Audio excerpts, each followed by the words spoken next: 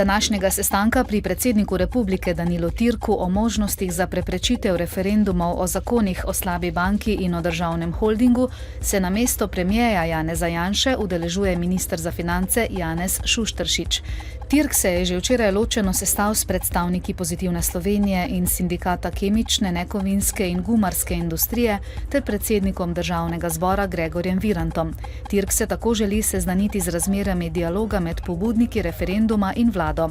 Še vedno pa se nadaljuje tudi iskanje odgovornega za izgubo podpisov za referendum o slabi banki.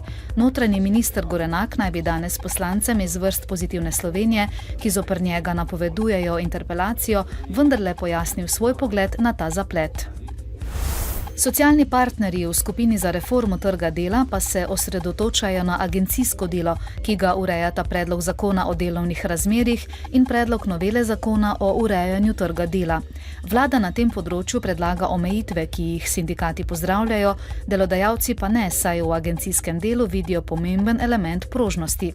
Ministrstvo za delo je v predlagani reformi ureditev agencijskega dela povezalo z ureditvijo sklepanja pogodb o zaposlitvi za določen čas. Po trenutnem predlogu bi lahko delodajalci za določen čas zaposlili največ 15% vseh zaposlenih, v to kvoto pa sodi tudi agencijsko delo.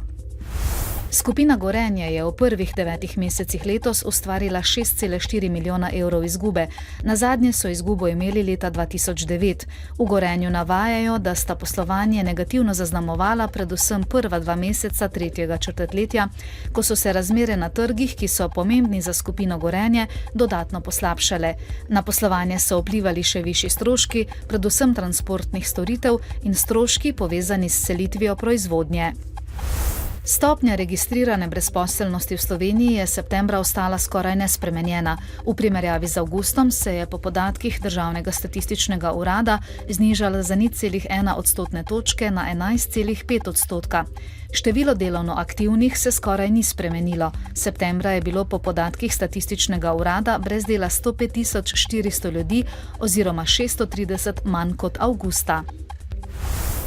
Na dan slovenske hrane so po večini šol in vrtcev zjutraj pripravili tradicionalni slovenski zajtrk, v okviru katerega otroke in mladostnike ozaveščajo o pomenu zajtrka in zdrave prehrane sploh. Podatki kažejo, da se otroci in mladostniki prehranjujejo nezdravo in pogosto opuščajo obroke. Opuščanje zajtrka s starostjo mladostnikov narašča in je bolj izrazito med dekleti kot fanti. Naša ekipa je zajtrkovala z otroki v mariborskem kliničnem centru. Na Hrvaškem in po svetu pa odmeva odločitev Mednarodnega sodišča za vojne zločine na območju nekdanje Jugoslavije, ki je v prizivnem postopku za vojne zločine obtožena hrvaška generala Anteja Gotovino in Mladena Markača oprostilo. Sodnik je odredil, da generala iz pripora nemudoma izpustijo na prostost. Gotovina in Markač sta bila obtožena vojnih zločinov nad Srbi med operacijo hrvaške vojske Nevihta in po njej leta 1995. Haaško sodišče je danes zavrnilo odločitev prvostopenjskega sodišča, ki je aprila lani Gotovino obsodilo na 24, Markača pa na 18 let zapora. Precej jasno bo, sprva bo po nižinah megla ali nizka oblačnost, ponekod bo zapihal jugozahodni veter. Temperature bodo čez dan od 9 do 13 stopinj Celzija, ob morju do 15. Podobno vreme bo dopoldne tudi v nedeljo. Čez dan se bo od juga pooblačilo in proti večeru bo na jugozahodu države rahlo deževalo. Zapihal bo jugozahodni veter. V ponedeljek bo oblačno, občasno bo deževalo. V dnevniku televizije Maribor ne zamudite. Poplavljeno Podravje si je danes ogledal tudi minister za kmetijstvo in okolje Franc Bogovič. Kako bo težave s financiranjem rešila Mariborska univerza? V Mariboru se zaključuje svetovno mladinsko šahovsko prvenstvo. Bodite z nami ob 18.